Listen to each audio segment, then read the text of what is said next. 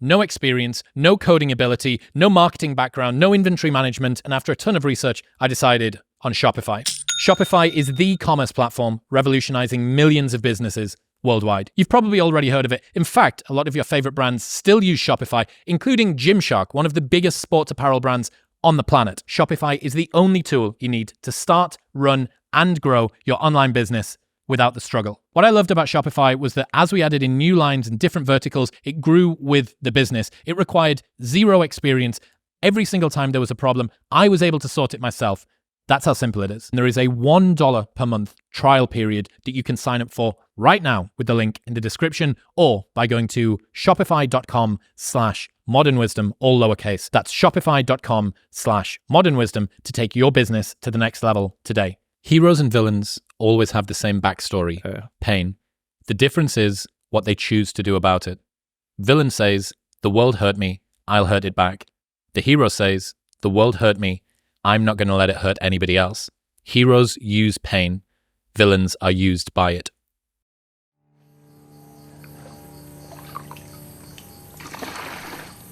It's hard for us to imagine.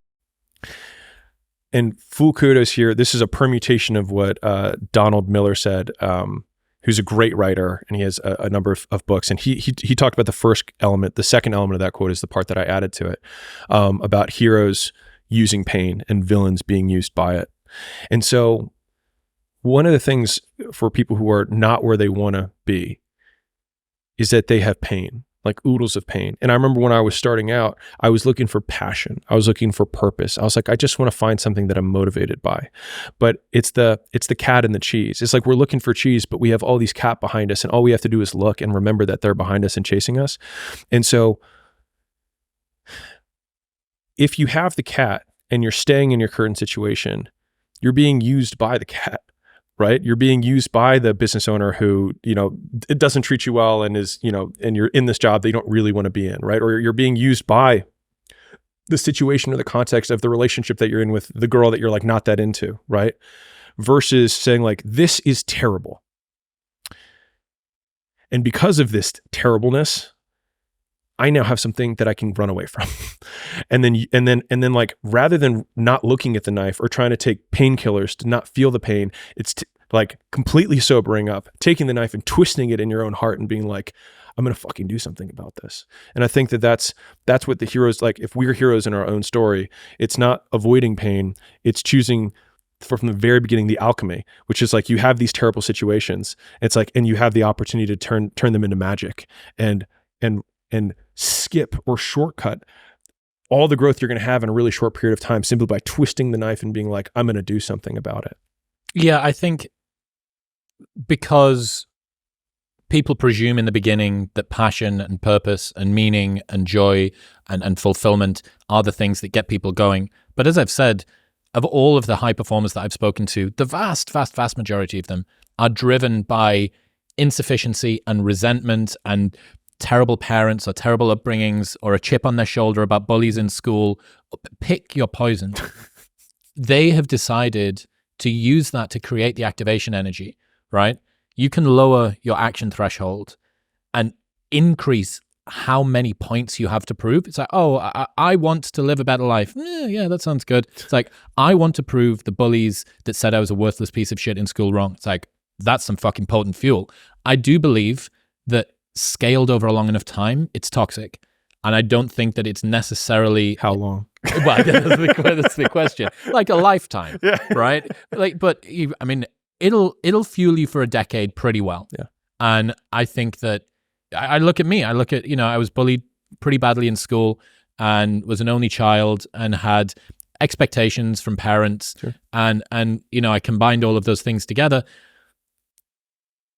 And I did have a chip on my shoulder, and I did want to prove to the world that I was worthwhile. And I did want people to realize that they had doubted the wrong person. Fuck yeah. Yeah, damn right I do. I think being really specific about your pain is helpful. So like, even being specific about the cheese, really specificity in general is helpful, but like even more so, like what is twisting the knife? Like how do you operationalize twisting the knife, right? Instead of being like, I hate my life, right? It's, I hate the way Andrew makes me feel, when he says that I'm a piece of shit and I'm not going to amount to anything, comma, because he's right. Like, why does it hurt me? Like if someone says, Alex, you're a piece of shit, you're not going to amount to anything. If someone accuses you of being poor or fat. Right. I'd be like, I have evidence to the contrary. So this will probably not bother me. But the things that bother us are the ones that have an element of truth, or sometimes not an element, are comprised almost entirely of truth, and we just don't want to look at it. And so I think it's the twisting the knife is looking in the mirror and saying, what if they're right? Success is the only revenge. As you expand, they shrink into irrelevance. As you get louder, no one can hear them. You don't beat them, you cast a shadow so big, no one can see them to begin with. When people copy, they copy the wrong stuff because they don't know why it worked to begin with. And when it breaks, they don't know how to fix it because they didn't build it. So don't sweat it. Copycats will always be behind. Good shit. But success is the only revenge. Yeah. It is such a lovely, there's that, Want me to tell you the story behind it? damn right. Yeah. So I was 15 years old. So this was really early in my life. Still jacked. Still jacked. Always jacked. Perma-jacked. And this is gonna sound so lame. So I had this teacher. So I'm a freshman in high school, and I might have been 14, whatever the age is. And I'm walking through the hallway, and this teacher is like an admin of some kind, walks out of his office, and he's like, son. And I was like, I'm like, either in trouble. What am I going to do? And he's like, you work out? And I was like, no. He's like, why not? I was like, I don't know how. He's like, I'll show you. He's like, you got the genes. And so that teacher, Mr. Givens, ended up working out with me every day in high school and showed me how to work out. And he probably saw on some level that I was some angsty teenager that felt angry about whatever. And I, during our workout sessions, would be like, this guy said this to me, like, or like this, whatever. And I was like, man, I'm going to come back at our 10-year reunion. And I was like, I'm going to show him. I was like, he's going to be working for me, like, blah, blah, blah, blah, right? And he's like, no, he's not. And I was like, what do you mean? I was like, let me just have my moment. Right? He's like, no, he's not. He's like, and you're not going to do that. Not if I have anything to say about it when you come back for the 10-year reunion. And I was like, what do you mean? He's like, because if you come back at a 10-year reunion and say, hey, John, like everything I have, look at me now. He's like, the guy's going to laugh and be like, you did all of this to try and prove me wrong? Man, I feel sorry for you. And when he said that, when he actually played out what my like revenge fantasy was in real life, I realized it looked stupid. Petty. Yeah. I looked like the beta in the fucking situation, right? Yeah. And so he was like, the only thing that you can do is win so big that all of them constantly compare themselves to you. And then you'll forget they exist.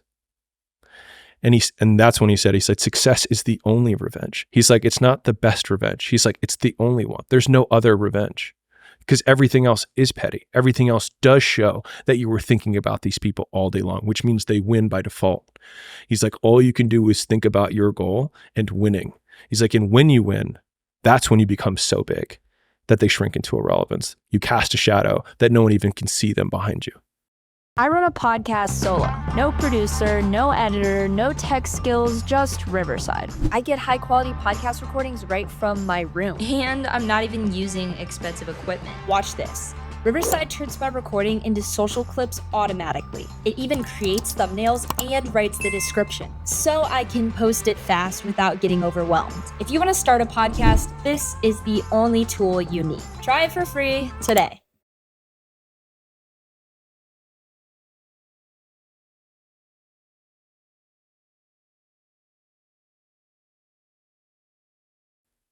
This is the nuance, I think, on the previous point when we were talking about the toxicity of that fuel long term. Yeah, you can see me light up. Yeah. Well, I think that when you think about the activation energy of using the things that you don't like, you have to be careful that you're using them and that they're not using you still. And a lot of the time, I get this, and in my more juvenile moments, I see myself do this, where I'll know that there's a game that somebody else that I don't like cares about. Yeah. And I'll imagine myself playing that game to beat them so that I can stick it to them. Right. purely for the reason of sticking it to them. Right. Let's say that there's someone that really cares about being in shape, and I'm not in as good shape as I have been in the past. And I know that with muscle memory, if you give me 18 months and a good amount of testosterone, like the thing that they care about, Right. I would be able to make them feel really bad about. Right. Okay, so I would hijack my own direction Yeah. purely to try and prove somebody else wrong in a desperate and somehow believe that that's me taking control of my life. Are you kidding me? I'm allowing them to ventriloquize me Yeah. through pain that they didn't even mean to give me. Yeah. The woman in the black dress. The black pill equivalent. Right. No, like now it's like not even a distraction from your main goal. It's like, I'm going to make a new goal just to wrong this person, and then somehow make up the story that I'm in control of my life when I'm really just acting in complete reaction to this person. And so in so doing, in beating them at their own game, they've already won by default. Yep. Because they got me to change the game I was playing. Right. Forget about who won. It's like, dude, you were over there and now you're over here.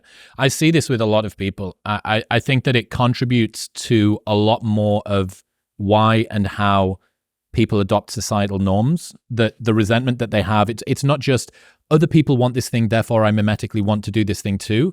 It's, I know that other people will respect me and that my resentment will feel justified and manifest if I win at it. And that's really compelling. That's like a motivational spit roasting coming in from both ends. And it's really, really powerful, and you need to be careful. I mean, I think, one of the really early blessings, and I'll be honest, like this is where I think I was fortunate, right? Like I realized when I was about 28, right? That I had been trying really hard to beat. I mean, you'll notice a common theme with a lot of my stories, but I have one central person that I was trying to prove for a very long time, which was my father. And we're on good terms, by the way, because I always get that question. But this was after I left, and he disapproved of my whole thing. And for 5 years, we didn't talk very much. And so he calls me up he says, "Hey, you're going to want to sit down for this." And I'm like, "Okay, what? Are you pregnant?" And so he says, "I'm sorry." And I was like, "For what?" And he was like, "For everything." Right? Now, mind you, like this is a Middle Eastern father born in Iran to a Middle Eastern father there who was even more legit. Like where my father was born, women weren't allowed to drive cars. Cars came with drivers with them when you bought them. The driver